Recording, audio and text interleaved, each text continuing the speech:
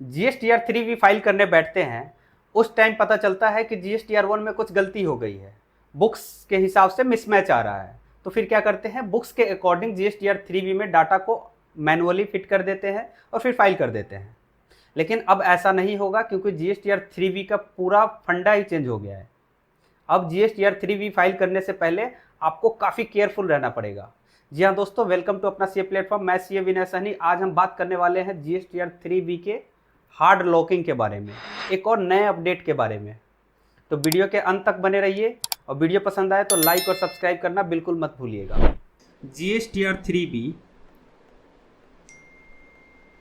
ये जब हम फाइल करते हैं, इसके अंदर क्या जाता है? एक तो जाता है आउटपुट, आउटपुट कितना बना। दूसरा इनपुट, जो भी नेट लायबिलिटी आता है उसको पेमेंट करके जीएसटीआर 3 फाइल कर देते हैं, या अगर कुछ एक्स्ट्रा इनपुट है तो फिर वो कैरी फॉरवर्ड हो जाता है, इलेक्ट्रॉनिक क्रेडिट लेजर में ऐड हो जाता है। ये आउटपुट अब मैनुअल डलाता नहीं है, ये ऑटो पॉपुलेटेड होता है जीएसटीआर 1 के डाटा से। अगर आप क्वार्टरली डीलर है तो क्वार्टरली के केस में क्वार्टर के पहले 2 महीने में आईएफएफ फाइल होता है, आईएफएफ। लास्ट के महीने में जीएसटीआर 1 फाइल होता है। और इसी के हिसाब से, इसी के बेस पे इसमें आप जो भी डाटा डालेंगे, इसमें आप जो भी डाटा फिल करेंगे, वो 3B में आउटपुट वाले कॉलम में ऑटो पॉपुलेट हो जाता है। लेकिन अगर आपको 3B फाइल करते टाइम पता चलता है कि कुछ मिस्टेक हो गया है, तो अभी तक तो ऑप्शन है मैनुअली ठीक हो जाता है, मैनुअली आप उसको चेंज करके फाइल कर लेते हैं बुक्स के हिसाब से। लेकिन अब ये फ्रीज होने वाला है।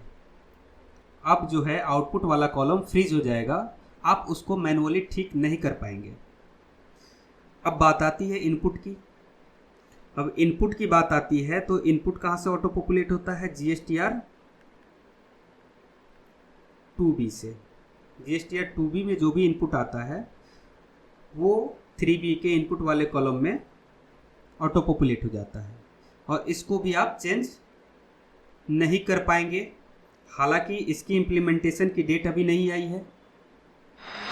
देखिए, गवर्नमेंट का कहना है कि अगर आपके जीएसटीआर 1 में अगर कोई मिस्टेक हो गया है तो उसको ठीक करने के लिए मैंने जीएसटीआर 1A का ऑप्शन आपको दे रखा है।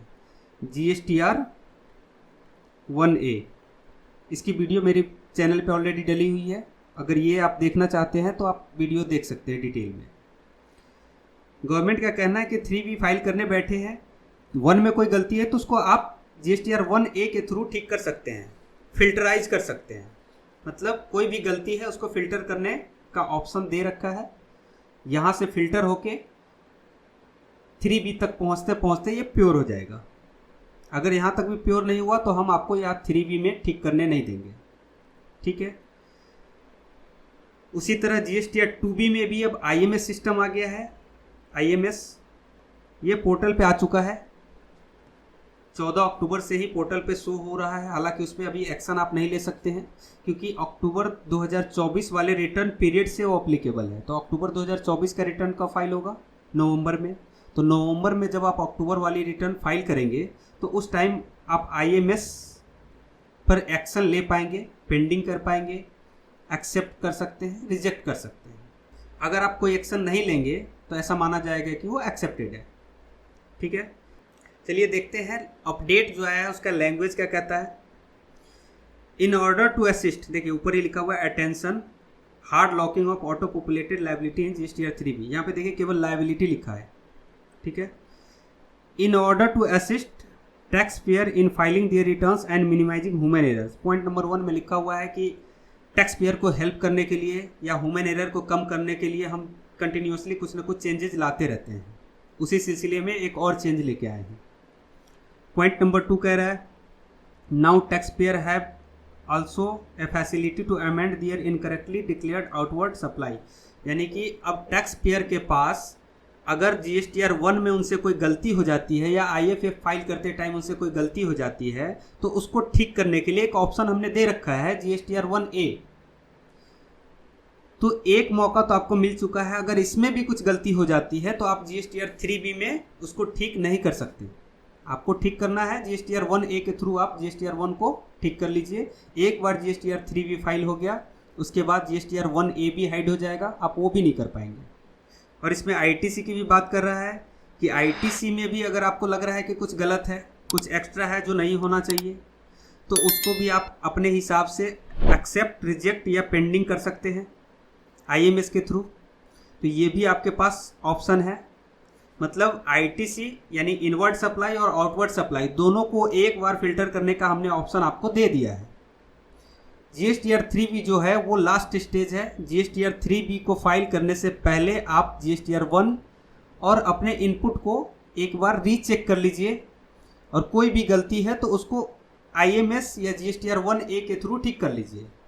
ठीक है, चलिए पॉइंट नंबर 3 कहता है it may be noted that tentatively from January 2025 tax period the GST portal is going to restrict making changes in auto populated liability in prefilled GSTR 3B from GSTR 1A IFF। यानी कि GSTR 1, GSTR 1A और IFF वाला जो data है यानी liability, outward liability जो भी auto populated आ रहा है GSTR 3B में, उसको हम लॉक करने जा रहे हैं। कब से? जनवरी 2025 टैक्स पीरियड से। इसमें इनपुट की बात नहीं कर रहा है। देखिए ITC के लिए 4th पॉइंट में लिखा हुआ है however locking of auto populated ITC in GSTR 3B after roll out of IMS will be implemented. हालांकि ये भी इम्प्लीमेंट होगा फ्रॉम ए लेटर डेट, ये बाद में करेंगे। यानी आउटपुट लायबिलिटी जो है वो तो हम फ्रीज कर देंगे जनवरी 2025 से ही, लेकिन इनवर्ड की बात कर रहे हैं तो इनवर्ड हम बाद में करेंगे। उसके लिए अलग से एडवाइजरी जारी करेंगे, एडवाइजरी इशू करेंगे। अभी हम उसके लिए कोई डेट फिक्स नहीं कर रहे हैं। चूँकि ये किस लिए कर रहे हैं? क्योंकि IMS अभी अभी आया है, हो सकता है IMS में कुछ दिक्कत आए लोगों को, तो वो जब पूरी तरह से फ्लो में आ जाएगा, लोगों को लगेगा कि हाँ इसमें कोई दिक्कत नहीं आ रही है, उसके थ्रू हम चीज़ें ठीक कर पा रहे हैं, तब जाके वो भी फ्रीज हो जाएगा। तो अभी से आदत डाल लीजिए ये GSTR 1A और IMS का, यानी GSTR 3B फाइल करने से पहले GSTR 1 और 2B को एक बार रीचेक जरूर कर लीजिए। अभी से आदत रहेगा तो बाद में दिक्कत नहीं आएगी। आज की वीडियो में इतना ही। आई होप आप सबको ये सारी बातें समझ में आ गई होगी। अगर कोई भी कन्फ्यूजन है तो कमेंट करके पूछ सकते हैं। किसी भी सपोर्ट के लिए नीचे दिए गए नंबर पे कॉल कर सकते हैं। और अगर आप भी मेरे साथ अपडेटेड रहना चाहते हैं और चैनल पे नए हैं तो चैनल को सब्सक्राइब कर लीजिए और बेल आइकन का बटन जरूर दबा दीजिए, ताकि कोई भी अपडेट आएगा तो सबसे पहले आपके मोबाइल पे नोटिफिकेशन पहुंच जाएगा। Thank you.